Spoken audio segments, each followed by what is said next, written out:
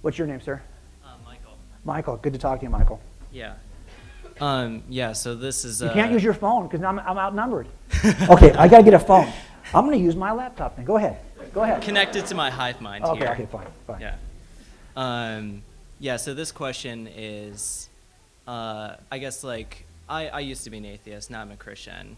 But, this question is a question that, I learned while I was an atheist that I still haven't really been able to find a satisfying response to.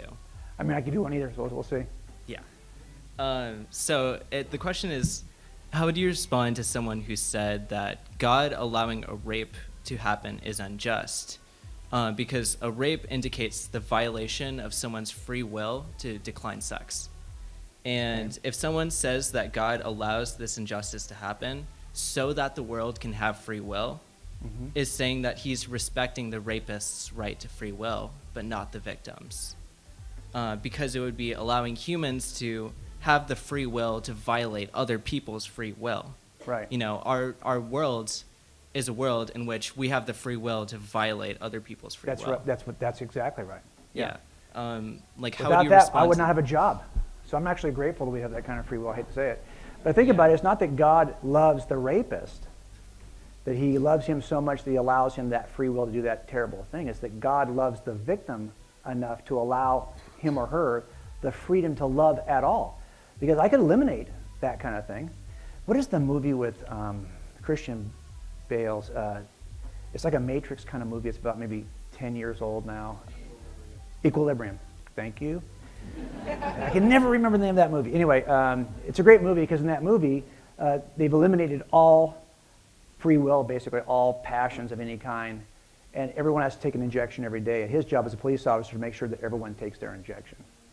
And there's no crime anywhere.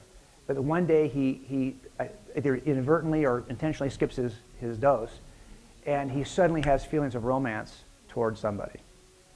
And he decides to keep skipping his dose. But the whole tension of that movie is that in order to have the things we so value, even, it's not just love that requires free agency. Without free agency, you cannot have rationality. You can't reason freely between two concepts if you don't have free agency. God loves you enough to allow you to reason.